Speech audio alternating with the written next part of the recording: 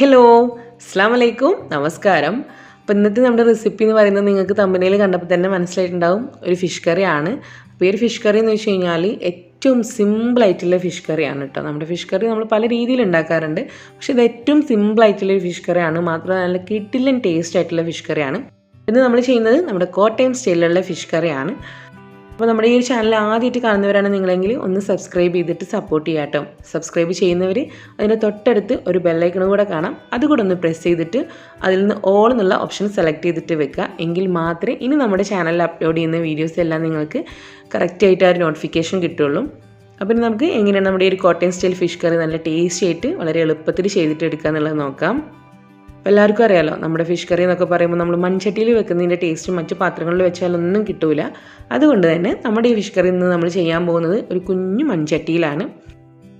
അപ്പോൾ ആദ്യം തന്നെ നമ്മുടെ ഫിഷ് കറിക്ക് വേണ്ടിയിട്ടുള്ള ചട്ടി ഞാൻ ചൂടാക്കാൻ വെച്ചിട്ടുണ്ട്. അപ്പോൾ നമ്മൾ ആദ്യം ചെയ്ത് വെക്കേണ്ട ഒരു പണിയാണ് ഇതിലേക്കുള്ള മസാലപ്പൊടി ഒന്ന് പേസ്റ്റ് ആക്കിയിട്ട് എടുക്കുക എന്നുള്ളത്. അതിപ്പോൾ അങ്ങനെ വേണമെങ്കിലും ചെയ്യാം, ഡയറക്റ്റ് ചേർത്ത് കൊടുക്കാം. പക്ഷേ പേസ്റ്റ് ആക്കുന്നതിന് മറ്റു ഗുണങ്ങളുണ്ട്, അത് പറഞ്ഞുതരാം. അപ്പോൾ ആദ്യത്തെ ഞാനൊരു 4.5 ടേബിൾ സ്പൂണോളം നമ്മുടെ കാശ്മീരി മുളക് പൊടിയാണ് കേട്ടോ എടുത്തിട്ടുള്ളത്. അതിൻ്റെ കൂടെ 3/4 ടീസ്പൂണോളം മഞ്ഞൾപ്പൊടിയും. ഇത്രയേ ഉള്ളൂ നമ്മളിതിലേക്ക് ചേർക്കുന്നത്. ഇത് നമ്മളൊരു ഇത്തിരി വെള്ളം ചേർത്തിട്ട് ഒന്ന് പേസ്റ്റ് ആക്കിയിട്ട് വെക്കണം. അപ്പോൾ നമ്മുടെ പൊടികൾ എടുത്തപ്പോഴത്തേക്ക് നമ്മുടെ ചട്ടി ഇവിടെ ചൂടായിട്ടുണ്ട്. അപ്പോൾ അതൊന്ന് തീ നന്നായിട്ട് കുറച്ച് വെച്ചിട്ട് ഇതിലേക്കൊരു 2 ടേബിൾ സ്പൂണോളം വെളിച്ചെണ്ണ ഒഴിച്ച് കൊടുക്കാം. മറ്റു ഓയിൽ ചെയ്താലൊന്നും ആരും കറക്റ്റ് ടേസ്റ്റ് കിട്ടില്ല കേട്ടോ, വെളിച്ചെണ്ണ തന്നെ വേണം. അപ്പോൾ 2 ടേബിൾ സ്പൂണോളം വെളിച്ചെണ്ണ ഒഴിച്ച് ചൂടായിട്ടുണ്ട്. ഇതിലേക്ക് നമുക്ക് 1 ടീസ്പൂണോളം നമ്മുടെ കടുക് ചേർത്തിട്ട് നന്നായിട്ടൊന്ന് പൊട്ടിക്കാം. കൂടെ ഒരു 1/4 ടീസ്പൂണിലും താഴെ നമ്മുടെ ഉലുവ ചേർത്ത് കൊടുക്കാം. അപ്പോൾ ഈ ഒരു ഉലുവ നമുക്ക് ഒന്നെങ്കിൽ ഡയറക്റ്റ് ഇങ്ങനെ ഇട്ട് കൊടുക്കാം, അതല്ലെങ്കിൽ നമ്മുടെ ഉലുവ പൊടിച്ച് വെച്ചത് പൊടിയും കുറച്ചിട്ട് കൊടുക്കാം. അങ്ങനെ രണ്ടും കൂടെ ആയിട്ടും ചേർത്ത് കൊടുക്കാം. ഇന്നിപ്പോൾ ഞാൻ എന്തായാലും ഉലുവ പൊടിച്ച് ചേർക്കുന്നില്ല. അപ്പോൾ അതുകൊണ്ട് തന്നെ നമ്മളൊരു 1/4 ടീസ്പൂണിൻ്റെ അടുത്ത് നമ്മുടെ ഉലുവ ചേർക്കണം. ഒത്തിരി ചേർക്കരുത് കേട്ടോ, ഒരു കയ്പ്പ് ടേസ്റ്റ് വരും. അപ്പോൾ തീ നന്നായിട്ട് കുറച്ച് വെക്കണം കേട്ടോ, തീ കൂട്ടിയിട്ട് പോകരുത്. ആ കടുകൊക്കെ പെട്ടെന്ന് നമുക്ക് കരിഞ്ഞു പോവേ. അപ്പോൾ നമ്മുടെ കടുകും അതുപോലെ തന്നെ ഉലുവയൊക്കെ നന്നായിട്ടൊന്ന് മൂത്ത് വരുമ്പോൾ ഇനി നമുക്ക് ഇതിലേക്ക് ചേർക്കേണ്ടത് ഇഞ്ചിയും വെളുത്തുള്ളിയും അതിൻ്റെ കൂടെ പച്ചമുളകും കൂടെയാണ്. അപ്പോൾ നമുക്ക് വെളുത്തുള്ളി ഒരു 8 അല്ലി വരെ, ഇവിടെ കിട്ടുന്ന ഒരു വലിയ സൈസ് വെളുത്തുള്ളിയാണ്. അപ്പോൾ അതൊരു 8 അല്ലി വരെ വെളുത്തുള്ളി എടുത്തിട്ട് ഇതുപോലെ നീളത്തിൽ കട്ട് ചെയ്തിട്ട് ചേർത്ത് കൊടുക്കുക. കൂടെ ഒരു വലിയ കഷ്ണം ഇഞ്ചി കൂടെ എടുത്തിട്ട് ഒന്ന് കനം കുറഞ്ഞ് നീളത്തിൽ അരിഞ്ഞ് ചേർത്ത് കൊടുക്കുക. അപ്പോൾ വേണമെങ്കിൽ നിങ്ങൾക്ക് ചതച്ചിട്ട് എടുക്കാം, പക്ഷേ കോമൺ ആയിട്ട് നമ്മൾ കോട്ടയം സ്റ്റൈൽ ഫിഷ് കറിയിൽ ഇങ്ങനെ അരിഞ്ഞിട്ടാണ് കാണാറ്. കുറച്ച് കനം കുറഞ്ഞ് നീളത്തിൽ കട്ട് ചെയ്തിട്ടാണ് കാണാറുള്ളത്.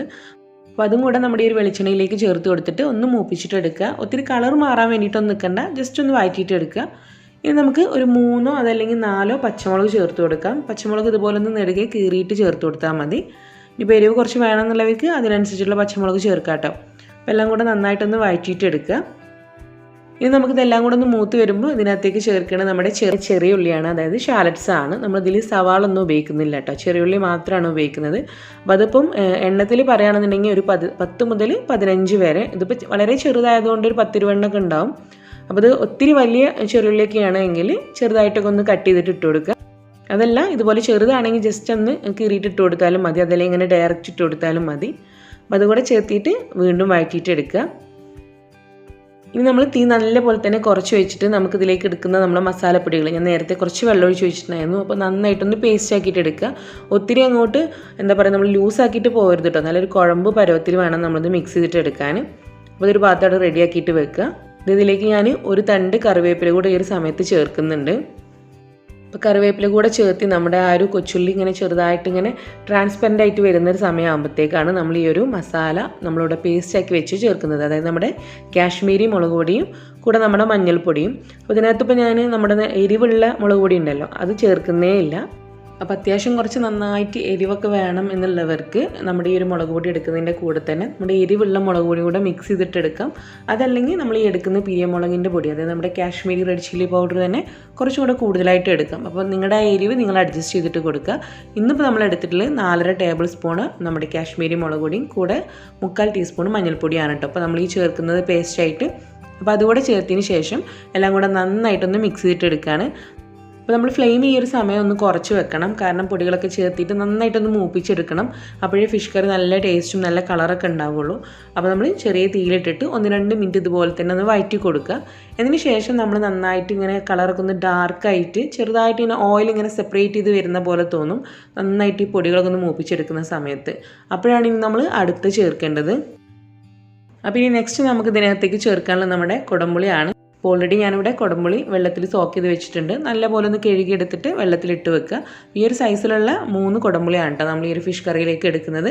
അത് നമ്മളിതിലേക്ക് ചേർക്കുന്നത് ഞാൻ നേരത്തെ പറഞ്ഞ പോലെ പൊടികളൊക്കെ നന്നായിട്ടൊന്ന് മൂത്ത് വന്ന് അതിൽ നിന്ന് ഇങ്ങനെ എണ്ണ തെളിഞ്ഞ് വരുന്ന ആ ഒരു കളറിന്നൊക്കെ ഒന്ന് മാറി കുറച്ചിങ്ങനെ ഡാർക്കായിട്ട് വരുന്ന ആ ഒരു സ്റ്റേജിലാണ് അത് ചേർത്ത് കൊടുക്കുന്നത്. അതിൻ്റെ മുന്നേ ചേർത്ത് കഴിഞ്ഞാൽ നമ്മുടെ ഫിഷ് കറീൻ്റെ കളറും കുറവായിരിക്കും. അതുപോലെ തന്നെ ആ ടേസ്റ്റും നമ്മുടെ ആ ഒരു മസാലയൊക്കെ ഒന്ന് മൂത്തിട്ടുള്ള ടേസ്റ്റൊക്കെ ഉണ്ടല്ലോ അതൊക്കെ ഒന്ന് കുറയും. നന്നായിട്ട് മസാല 2-3 മിനിറ്റ് നമ്മൾ നന്നായിട്ടൊന്ന് മൂപ്പിച്ചെടുത്തിട്ട് അത് ഒഴിച്ചു കൊടുത്താൽ മതിയാകും. ഇതിപ്പോൾ അത്യാവശ്യം നന്നായിട്ട് തന്നെ സൈഡിലൂടെ ഇങ്ങനെ ഓയിൽ തെളിഞ്ഞ് കാണുന്നുണ്ട്. അപ്പോഴാണ് ഈ നമ്മൾ പുളിവെള്ളം ഒഴിച്ചു കൊടുക്കുന്നത്. അപ്പോൾ ഇതിപ്പം 3 നമ്മുടെ കുടംപുളി മാത്രമാണ് കേട്ടോ. ഒന്നിങ്ങനെ കീറിപ്പോയതാണ്. 3 തന്നെ എടുത്തിട്ടുള്ളൂ ആ ഒരു സൈസിലുള്ള. അപ്പോൾ വെള്ളം ചേർത്തിയിട്ട് നമ്മുടെ പുളിവെള്ളം ചേർത്തിട്ട് നല്ല പോലെ തന്നെ ഒന്ന് മിക്സ് ചെയ്തിട്ട് കൊടുക്കുക.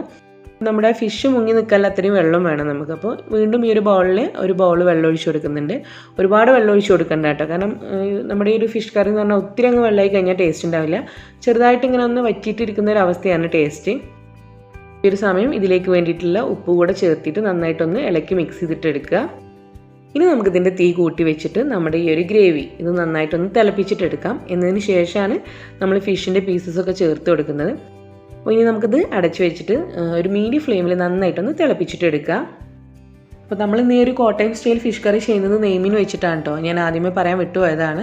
ഇനിയിപ്പോൾ നിങ്ങൾക്ക് നെയ്മീനല്ല മറ്റ് അയിലയോ അതല്ലെങ്കിൽ മറ്റേതെങ്കിലും ഫിഷ് വേണമെങ്കിലും എടുക്കാം. കുറച്ചുകൂടെ കഷ്ണങ്ങളൊക്കെ ഉള്ള ടൈപ്പ് ഫിഷ് വേണമെങ്കിലും എടുക്കാം.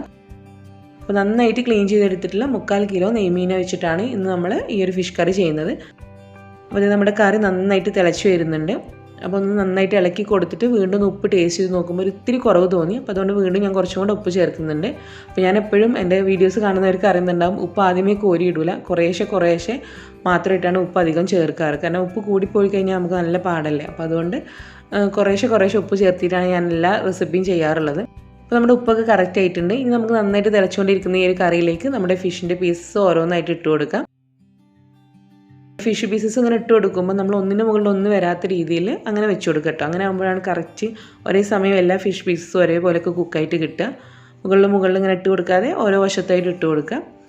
എന്നിട്ട് നന്നായിട്ട് ഫിഷിൻ്റെ പീസസൊക്കെ ഗ്രേവിയിൽ ഇങ്ങനെ മുങ്ങി നിൽക്കുന്ന രീതിയിലൊന്ന് ആക്കി കൊടുക്കണം കേട്ടോ. നന്നായിട്ട് ആ കറിയൊക്കെ നന്നായിട്ട് മുങ്ങി നിൽക്കുന്ന രീതിയിലാക്കി കൊടുക്കുക. എന്നിട്ട് കുറച്ചും കൂടെ ഫ്രഷ് ആയിട്ടുള്ള കറിവേപ്പില നമുക്ക് ഇതിലേക്ക് ഇട്ട് കൊടുത്തിട്ട് ഇനി നമുക്കിത് അടച്ച് വെച്ചിട്ട് നമ്മുടെ ഫിഷ് കുക്ക് ചെയ്തിട്ട് എടുക്കാം. പിന്നെ നമ്മൾ അടച്ച് വെച്ചിട്ട് ഒരു ലോ ടു മീഡിയം ഫ്ലെയിമിൻ്റെ ഇടയിൽ വെച്ചിട്ടാണ് കേട്ടോ ഞാൻ കുക്ക് ചെയ്യുന്നത്. കാരണം മൺചട്ടി ആകുമ്പോൾ നമ്മളെപ്പോഴും ശ്രദ്ധിക്കണം, ഒത്തിരി അങ്ങ് വലിയ ഫ്ലെയിമിൽ ഇട്ടിട്ട് കുക്ക് ചെയ്യാൻ പാടില്ല. നമ്മൾ ഏകദേശം ഒരു 3 മിനിറ്റ് കഴിഞ്ഞപ്പോഴത്തേക്ക് ഞാനൊന്ന് തുറന്നു കൊടുത്തിട്ട് ചെറുതായിട്ടൊന്ന് ചുറ്റിച്ചു കൊടുത്തിട്ടുണ്ടായിരുന്നു.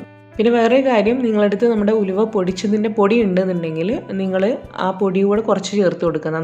നന്നായിട്ട് നമ്മൾ ഫിഷൊക്കെ ചേർത്തിട്ട് കറി നന്നായിട്ട് ഇങ്ങനെ തിളച്ച് വരുമല്ലോ. അത്യാവശ്യം നമ്മുടെ ഫിഷ് പീസസ് ഒരു ഹാഫ് കുക്കൊക്കെ ആവുന്ന ഒരു സമയം, ആ സമയത്ത് ഒരു നുള്ളിൽ നമ്മുടെ ഉലുവൻ്റെ പൊടി കൂടെ ചേർത്ത് കൊടുത്തു കഴിഞ്ഞാൽ നമ്മുടെ കറിക്ക് നല്ലൊരു ഫ്ലേവറും കൂടി ആയിരിക്കും. ആ ഉലുവൻ്റെ ഒരു ഫ്ലേവർ അത് നമ്മൾ ആദ്യമേ ചേർക്കരുത്. ഫിഷൊക്കെ ചേർത്തിട്ട് നന്നായിട്ട് തിളച്ച് വരുന്ന സമയത്ത് ചേർത്ത് കഴിഞ്ഞാലാണ് നല്ല ഫ്ലേവർ കിട്ടുക. പിന്നെ ഈ ഒരു ഫിഷ് ഒരു ഹാഫ് കുക്കൊക്കെ ആയതിനു ശേഷം നമ്മളങ്ങനെ സ്പൂൺ അതിന് തവി ഒന്നും ഇട്ടിട്ട് നമ്മൾ ഇളക്കി കൊടുക്കാതെ ഇരിക്കുന്നതാണ് നല്ലത്.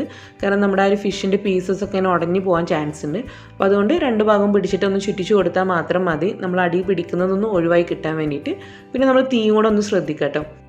അപ്പോൾ ഇത് ഏകദേശം ഒരു 6-7 മിനിറ്റ് ആയപ്പോഴത്തേക്ക് നമ്മുടെ ഫിഷ് പീസസൊക്കെ തന്നെ നന്നായിട്ട് കുക്കായിട്ടുണ്ട്. ഇനിയിപ്പോൾ നമുക്ക് ഇതിനകത്തുള്ള ഗ്രേവി കുറച്ചും കൂടെ ഒന്ന് വറ്റിച്ചെടുക്കുകയാണ്. അപ്പോൾ നിങ്ങൾക്ക് ഇങ്ങനെ കുറച്ച് കറി വേണമെന്നുള്ളവർക്ക് ഇപ്പോൾ തന്നെ ഇതിൻ്റെ ഫ്ലെയിം ഓഫ് ചെയ്യാം. അതല്ല കുറച്ചും കൂടെ ഒന്ന് വറ്റിച്ചെടുക്കണമെന്നുണ്ടെങ്കിൽ ഒരു മീഡിയം ഫ്ലെയിമിൽ ഒരു 2 മിനിറ്റ് നമുക്ക് തുറന്ന് വെച്ചിട്ട് തന്നെ ഒന്ന് തിളപ്പിച്ചെടുത്താൽ മതിയാകും. പിന്നെ നമ്മൾ ഫൈനലായിട്ട് കുറച്ചും കൂടെ ഫ്രഷ് ആയിട്ടുള്ള കറിവേപ്പില നമ്മൾ ഇട്ട് കൊടുക്കുക. ഫിഷ് കറിയിൽ എല്ലാവർക്കും അറിയാമല്ലോ, കറിവേപ്പില കുറച്ച് കൂടുതലൊക്കെ ഉണ്ടായിരുന്നാലാണ് നല്ല ടേസ്റ്റ് കിട്ടുന്നത്. അപ്പോൾ അതേ കറിവേപ്പില കൂടെ ഇട്ട് കൊടുത്തിട്ട് നന്നായിട്ടൊന്ന് ചുറ്റിച്ചെടുത്തിട്ട് ഇപ്പോൾ ഞാൻ ഫ്ലെയിമൊക്കെ ഓഫ് ചെയ്തു. നമ്മുടെ മൺചട്ടിയിലെ ചൂടിൽ കിടന്നിട്ടാണ് അതിങ്ങനെ തിളച്ചുകൊണ്ടിരിക്കുന്നത്. പിന്നെ ഇപ്പോൾ നമ്മൾ ഈ ഒരു കറി ഞാൻ നേരത്തെ പറഞ്ഞില്ലേ, നമ്മളിങ്ങനെ വെച്ചുകൊണ്ടിരുന്ന് കഴിഞ്ഞാൽ പ്രത്യേകം ടേസ്റ്റ് കൂടുന്ന ഒരു കറിയാണ് ഈ കോട്ടയം സ്റ്റൈൽ ഫിഷ് കറി. ഇത് മാത്രമല്ല കേട്ടോ, ഫിഷ് കറി എല്ലാം തന്നെ നമ്മൾ വെച്ചുകൊണ്ടിരുന്ന് കഴിഞ്ഞാൽ നല്ല ടേസ്റ്റാണ്. അപ്പോൾ അങ്ങനെ നമ്മൾ വെച്ചുകൊണ്ടിരിക്കുമ്പോൾ നമ്മുടെ കറിയുടെ ആ ഒരു ഗ്രേവി ഉണ്ടല്ലോ, അതിനകത്തുള്ള പുളി നമുക്ക് കൂടിപ്പോകുന്നുള്ള ഒരു തോന്നലുണ്ടെങ്കിൽ നമുക്കിതിൻ്റെ ഈ ഒരു കുടംപുളി ഒരു പീസ് മാത്രം ഒന്ന് എടുത്ത് മാറ്റി വെക്കാം കേട്ടോ. ഇതിനകത്തുനിന്ന് മാറ്റി വെച്ച് കഴിഞ്ഞാൽ മതി. അത് എടുത്ത് വെക്കുന്നുണ്ടെങ്കിൽ മാത്രമാണ് കേട്ടോ. നമ്മൾ അപ്പം തന്നെ യൂസ് ചെയ്യുകയാണെങ്കിൽ കറക്റ്റ് പുളിയായിരിക്കും. പക്ഷേ പിറ്റേ ദിവസത്തേക്കൊക്കെ എടുക്കുമ്പോൾ ചിലപ്പോൾ ആ ഒരു ഗ്രേവിയിലേക്ക് പുളി നന്നായിട്ട് ഇങ്ങ് പിടിച്ചിട്ട് നന്നായിട്ട് കുറച്ച് ചിലപ്പോൾ ഒരു പൊടിക്ക് പുളി കൂടിപ്പോയോ എന്നൊക്കെ തോന്നിപ്പോവും. അപ്പോൾ അങ്ങനെ ഉണ്ടെങ്കിൽ മാത്രം എടുത്ത് മാറ്റിയാൽ മതിയാകും. അപ്പോൾ അങ്ങനെ നമ്മുടെ നല്ല ടേസ്റ്റി ആയിട്ടുള്ള കോട്ടയം സ്റ്റൈൽ ഫിഷ് കറി ഇവിടെ റെഡി ആയിട്ടുണ്ട്. വളരെ എളുപ്പമാണ് കേട്ടോ ചെയ്യാൻ, നമ്മൾ മറ്റുള്ള ഫിഷ് കറി ചെയ്യുന്നതിനേക്കാളും. പക്ഷേ നല്ല ടേസ്റ്റുമാണ്. ചോറിൻ്റെ കൂടെ ആണെങ്കിലും ചപ്പാത്തിൻ്റെ കൂടെ അപ്പത്തിൻ്റെ കൂടെ ഒക്കെ കോമ്പിനേഷൻ ഇട്ട് കഴിക്കാൻ പറ്റുന്ന കിടിലനായിട്ടുള്ള ഒരു ഫിഷ് കറിയാണ്. അപ്പോൾ ഇതുവരെ ട്രൈ ചെയ്യാത്തവരാണെങ്കിലും ഒന്ന് ട്രൈ ചെയ്തിട്ട് നിങ്ങളുടെ ഫീഡ്ബാക്ക്സ് അറിയിക്കുക. അതുപോലെ തന്നെ നമ്മുടെ ഈ ഒരു വീഡിയോ ഇഷ്ടമായാൽ ലൈക്ക് ചെയ്യുക, ഫ്രണ്ട്സിലേക്കൊക്കെ ഒന്ന് ഷെയർ ചെയ്തിട്ട് കൊടുക്കുക. വീണ്ടും നല്ല റെസിപ്പീസ് കാണാൻ വേണ്ടിയിട്ട് നമ്മുടെ ഈ ടേസ്റ്റ് സബ്സ്ക്രൈബ് ചെയ്തിട്ട് സപ്പോർട്ട് ചെയ്യാം കേട്ടോ. അപ്പോൾ നമുക്ക് മറ്റൊരു വീഡിയോ ആയിട്ട് കാണാം. Thank you. അസ്സലാമു അലൈക്കും.